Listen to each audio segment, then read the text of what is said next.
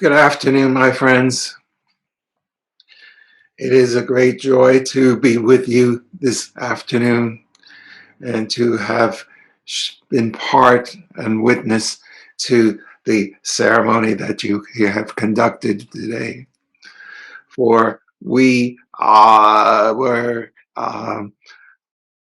aware of the transition of Fenton, who you honored today, but we were not prepared to talk about it a month ago because when he arrived, he needed some time for adjustment. And it is one thing to understand what will happen when you come to the world of spirit, but not too many people have the knowledge of all the intimate details. And sometimes it takes a short bit of time of adjustment to realize that you have left the physical body, to that you are in a new dimension. Even if you expected that's what's going to happen, it's still a bit of a shock. Think of what happens when you hear bad news or something, and when you go into a state of shock where you're not able to function for a few minutes or may sometimes even longer. And this is kind of what happens when a soul comes into the world of spirit, especially if it's a sudden passing, as this one was, where it was unexpected and it's not after a prolonged illness. Where the soul was more or less understanding that they will be transitioning soon. This was more of a surprise to his soul, and therefore he needed some time to adjust, and that is why we had made no mention of it until you found out on your own. He has since adjusted. It didn't take too long. Again, he has had quite a bit of knowledge about what the world of spirit would be like, but yet he was faced with many surprises and many pleasant surprises with that. So we are now happy to say that he has adjusted well and is out exploring and has been very moved by your remembrance of him and how he has touched the lives of many people who are present at this particular service. So with that acknowledgement, we are now going to ask you to provide the questions that you have prepared so that we may assist in your gathering of information of which you want to know. Thank you, Carl and friends, for being here. Our first question is from Susan. In honor of Fenton, can you tell us more about the choices we have in spirit after our body passes over? What are our soul choices? Can we stay close to our loved ones here on earth? And also, can we go to other universes? Thank you very much.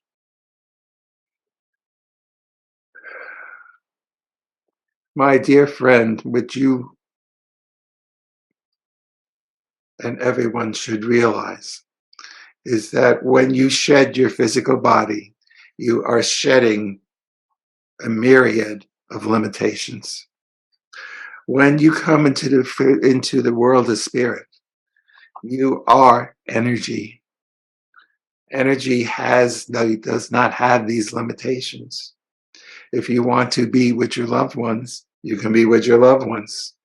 If you want to travel off to Saturn and see what's going on out there, you can do that. You can do whatever you wish to do. It is unlimited choices. And you can do them almost simultaneously. As was mentioned before, spirit is only a thought away. So if a person in the physical world has a thought about a spirit and they are off doing whatever, they, in a matter of a second, can be with you because thought is energy. And energy doesn't have to go through what you have to go through when you want to get in your car and travel for 100 miles to get to your destination. That takes time. Energy can just go from one spot to another in a twinkle of an eye, in a matter of a split second. So a spirit has all kinds of choices. As far as what they want to do in the spirit world, that is up to them. Many spirits, not all, but many recreate their physical life. They recreate their house. They recreate the decorations in their house, their furniture. They want to feel comfortable. They want to feel that they haven't left home. So they create an exact replica. And it isn't a long, laborious process as it is in the physical world to construct a house. It is done through mental energy. It is done through thought. And that thought can be done in a second or two. So you can create the environment you wish to choose to be in just by thinking it and creating it. And then when you get bored with that after a period of time, you can change it. You can go wherever you want. There are unlimited things to do, unlimited things to explore, and many things to experience, to continue. But one thing you will do is to review your life in the physical world and to see if when you met the goals that you set up before you incarnated. For that is what a physical life is all about. Your physical life is a test to see if you can grow spiritually. So you set up some goals before you leave, and then afterwards you sit and watch the video of your life, if you wanted to use those terms, and grade yourself and see if you've passed or not. There is no magic person sitting on a throne, no God, no Jesus, no Buddha who's sitting on a throne and deciding, oh, you had a bad life, you're terrible. No, that is not happening. You judge your own life. You see where your triumphs were. You see where your defeats were. You see what you've done, and you take notes. And then eventually you will start to work on the deficits again to see if you can improve. And you work on that in the spirit world, and then eventually you'll come back to the physical world and try again to see if you can improve those deficits. And that is kind of what the spirit world's all about. You tend to go where like-minded people are. There you tend to go where you will go into where your vibration allows you to go. And if you're spiritually involved, you will go to the next higher dimension. But you create your existence and if you want to call it your daily life, by whatever you need to do. And for many people, that is checking in on their loved ones and their friends who are still in the physical world, and they check in and they try to influence and they try to encourage them on their paths. So that is part of what happens, but that is not exclusively what goes on. There are many people, such as your leader here, who has spent much of his time going into other lower frequencies and teaching people who don't understand the spiritual world and don't understand the world of spirit, who are brainwashed by the religions of the past that you know of, who did not teach the truth, who think that they are in heaven or hell or whatever state of purgatory, whatever was created. And he goes and tries to educate them and has them grow spiritually enough to get into the next higher dimension. He is one who spends much of his time doing that, but he also spends time checking back on what he calls his people, which you have gathered today. Do you understand? Thank you. And we actually have another question along the same subject, so I'll ask it now from Luvera. When we transition into the world of spirit, how we lived our life and those involved, such as family members, will be revealed to us. Are we allowed to view the lives of our friends, neighbors, and people we associated with? Thank you.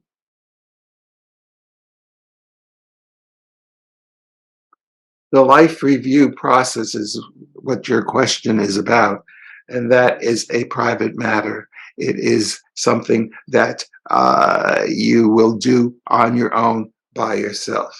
That is not to say that if your contract was to work with person A and B, and you watch that in your review, and then afterwards you want to discuss that with person A and B, you can watch the video clip, if you want to use that term, of those interactions and discuss it with them. Yes, but that is your choice.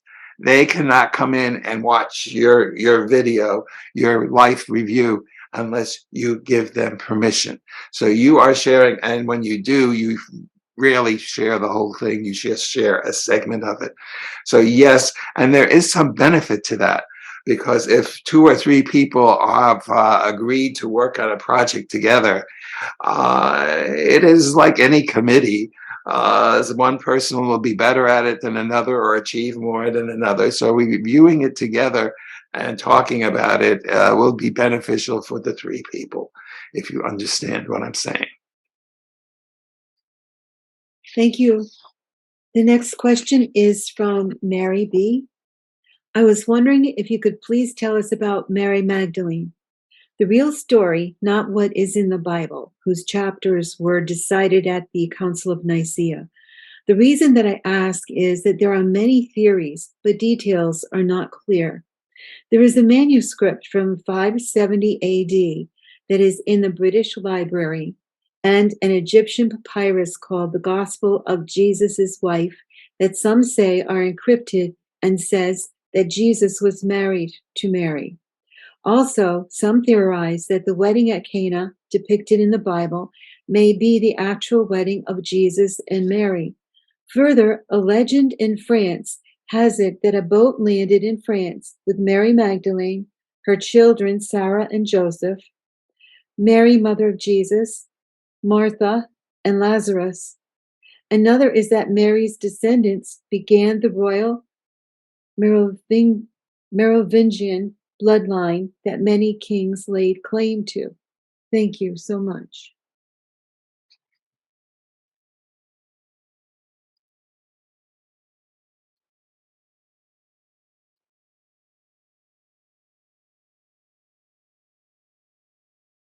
As you are very much aware, the church decided that they were going to make Jesus into a savior God. He was going to be the one you had to go through in order to achieve salvation, to get into heaven, all the things that they claim. Being that Christians are from the Judeo-Christian theology and ideology, somewhere way back in time, it was decided that God had to be a single bachelor. He could not have anything to do with the divine feminine, even though real God energy is both masculine and feminine, as you understand it now.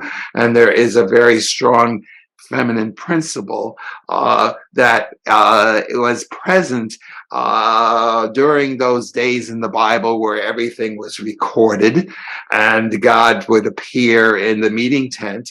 And it was actually the female part of God that was helping in the materialization that you know as the meeting tent. But that did not get written down. And the male priests who were editing the Bible before it got written down decided that God had to be a man, and God created everything on his own. So when the Catholic priests decided they were going to make Jesus a God, he could not be married. He could not have much to do with women, because God in the Bible doesn't have anything to do with women, because it was all edited out centuries before, and they were not going to contradict that. So therefore, they wrote into the Bible that Jesus was not married, when in fact he was. You are right in saying that the wedding in Cana was his own wedding. It is correct when you read in the Bible that he changed the water into wine. He did that through thought processes, and he walked through he lined up jugs of water. You remember in those days they had water jugs that were made out of clay, and he walked between them. And because he was a master at mediumship and a master soul, a master energy, he was able to understand frequency and able to walk between the rows of jugs, concentrate on the water that was there, concentrate on the frequency of the water, and then modulate in his mind. He modulated that frequency to the frequency of wine. So it's kind of like what you would know of turning the dial on a radio station and going from one station to another station. It's changing the frequency. And that's exactly what he did. He changed the frequency of the water into frequency of wine, and they were drinking wine at his wedding. It is as simple as that. Yes, he did have two children, and all of that information uh, does exist in certain documents um,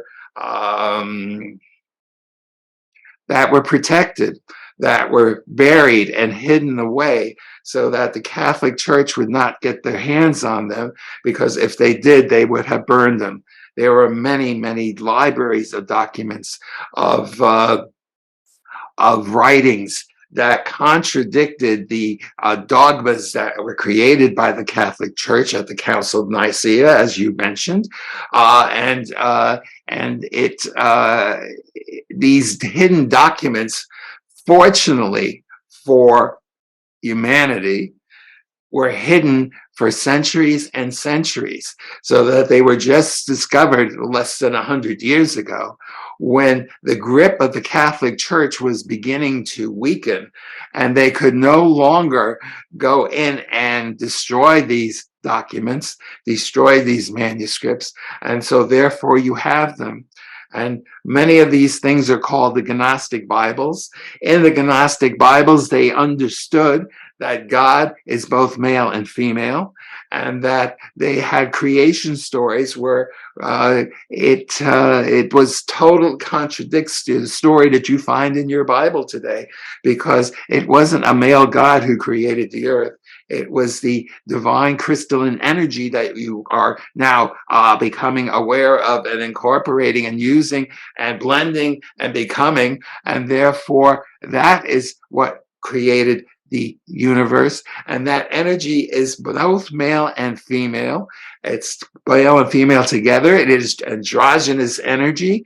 And therefore, this concept was written in these books and hidden away, because the people who did that had the understanding that this information was in dire danger of being destroyed, because if it fell into the hands of the Christian priests, it would then fall into the fires and be burned. So they hid it away, and fortunately it remained hidden until you're very close to your present day, where we kind of understand it. You mentioned Mary Magdalene leaving the Holy Land and going into the land of France, which is true. However, she just came with her two children. The other people that you mentioned ended up in other places and did not end up in France, as you have talked about.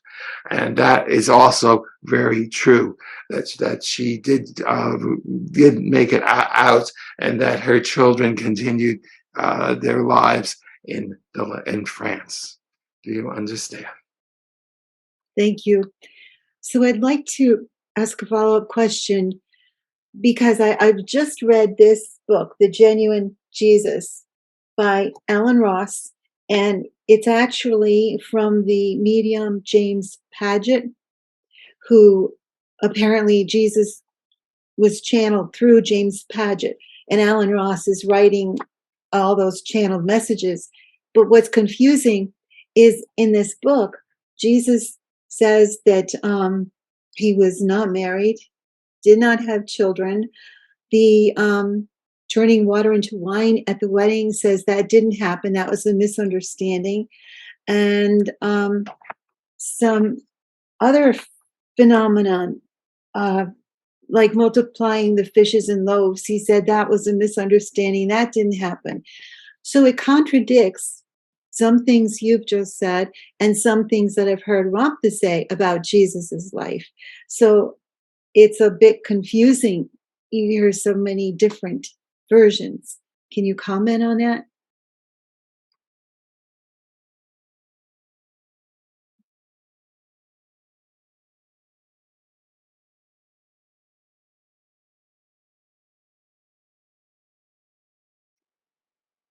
We would have to remind all of you that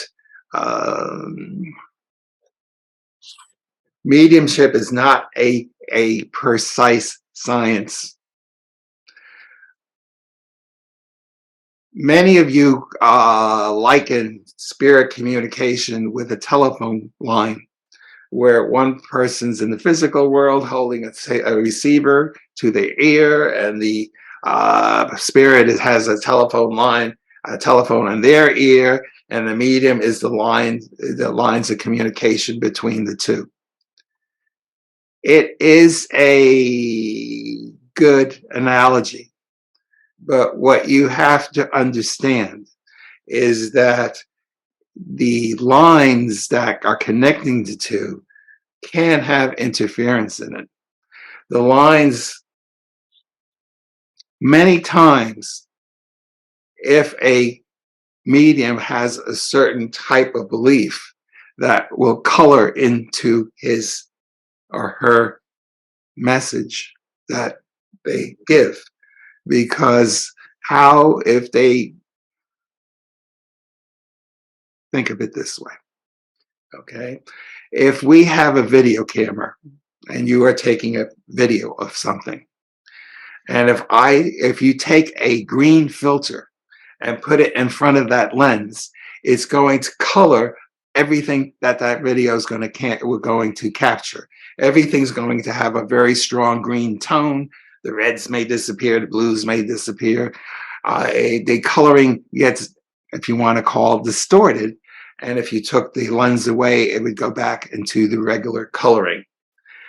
That distortion, that filter of a person's beliefs when the information comes through that filter, it can alter what they say.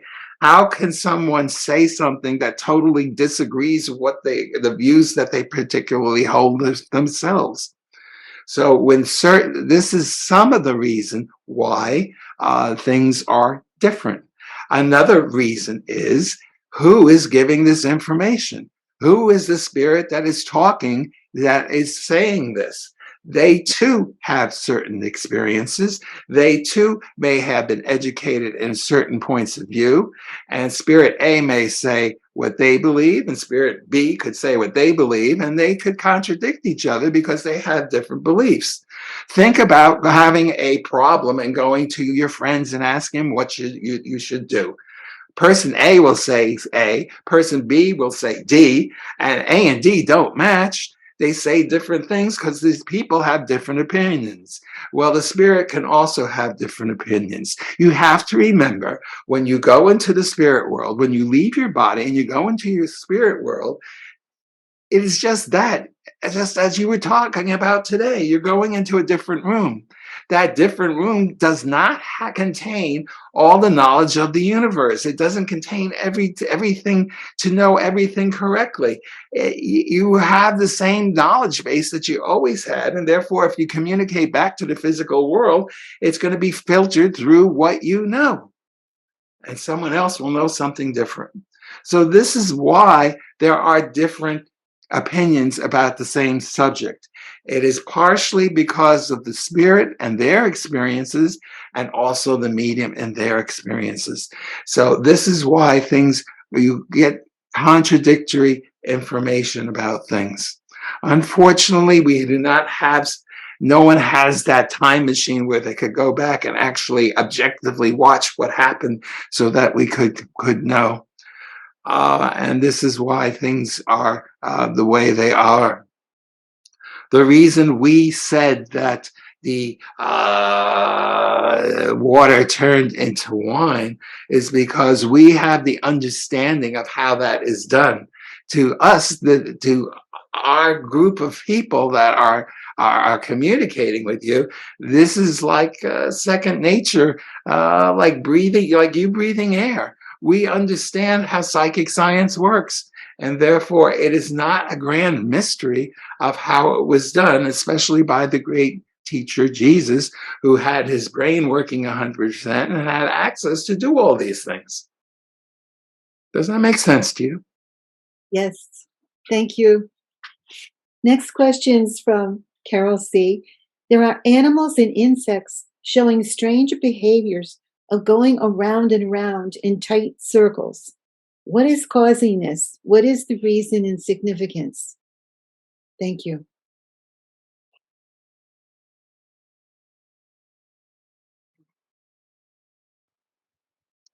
Your planet is going into, as you know, it is going into modulation. Its vibration is changing. It is going into a different frequency. It is elevating. It is moving faster. And some of these animals that you are talking about are very much used to being in a certain frequency, and they are trying to adjust and trying to figure out what is going on. It's kind of like, well, you have something that's called a trampoline, and if you go on it, you can jump up and down, and then and that if you when you stop jumping, you're not standing still. You're kind of still vibrating in a certain way because of the way you were jumping. So the insects are feeling this change, almost like an earthquake, if you want to call it that. It's not really an earthquake, but it's a change of vibration in a way that they're not used to. It's shaking them up, and it's causing them to go around in circles, as you say, as they're trying to adjust. Eventually, they will adjust to this new frequency, and that behavior will stop. But it is just their way of trying to cope with a situation that is disconcerting to them. Just as you will get upset. There are human beings that get upset if they're caught in an earthquake because everything's rumbling and shaking, and they don't know how to deal with it and how to survive it, and all this other things that go through their minds. These animals are feeling the same kind of thing through the change of frequency. Do you understand?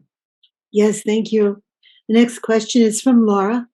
An Italian television show had a story of a statue of Jesus crying tears. Is this phenomenon true, or is the Catholic Church making up these stories? Thank you.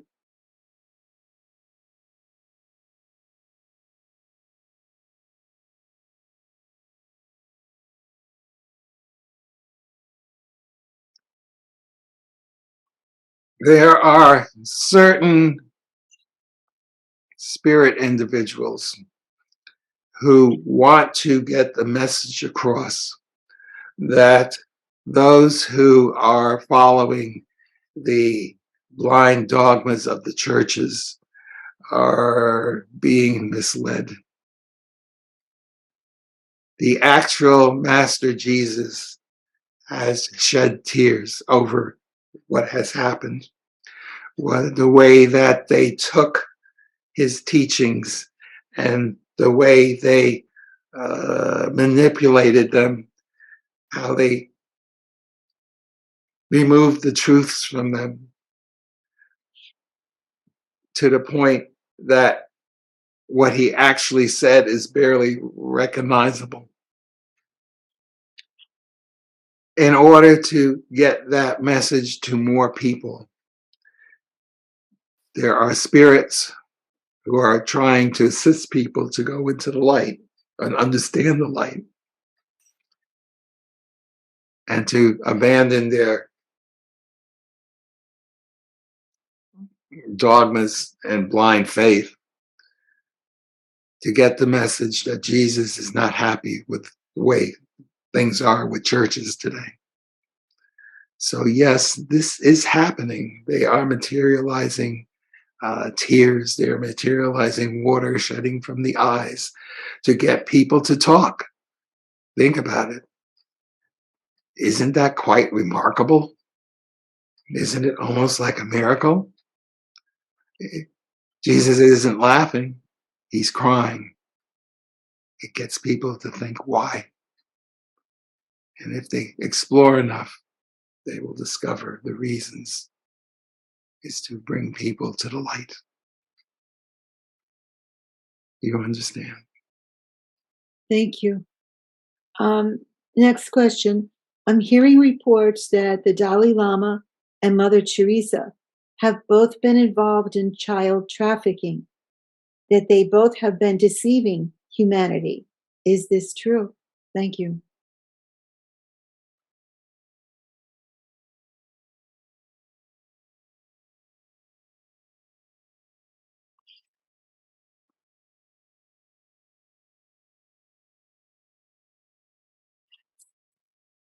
Yeah, there is much written about the subject you are talking about.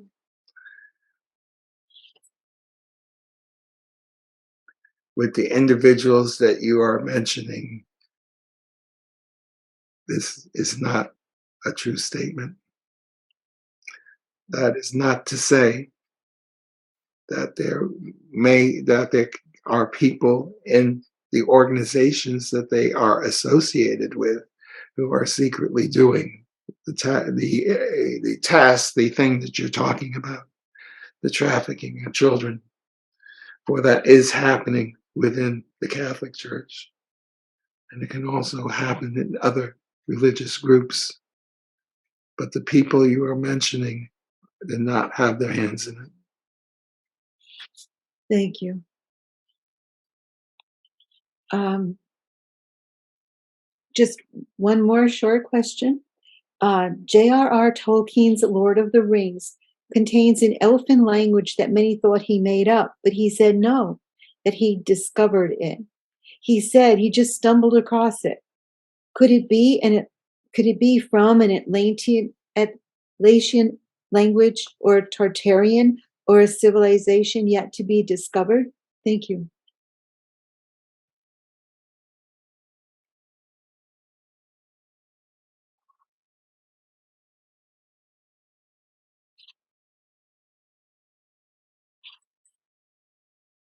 The man you were talking about was one who was a spiritual person and had his and had abilities to receive information from other sources of and other dimensions of life. Yes, you are correct. He stumble on it is not really a great word. He was hearing it. He was understanding it. It was almost like he was in communication with someone who was speaking these words, but yet projecting the mental images of what it meant. So he understood what these words meant, even though he didn't have a dictionary and couldn't look up the words. He knew what it was because he had clear conscience. He was receiving the information, the knowledge of what these words were as he was hearing them. And therefore, he was able to, if you want to use the word, decode the language and use it in his book. It is a language of a group of people who are in another frequency. Do you understand? Thank you. And that ends our questions. And we thank you so much for being here and answering. And thank you, Sid. Blessings to you all. It is our pleasure that we can serve you in this way, to bring you the information and the answers that you are seeking, because you are living in turbulent times. You are living in times where questions arise very frequently as conditions change. And we are here to guide you and help you through all this shifting times of knowledge and consciousness and frequency. So it is our pleasure for us to be here and to serve you in this manner. With that, we will leave you with our blessings. Continue holding your light and being an example of how to live a spiritual life while you are in the physical world. My love and peace be with you.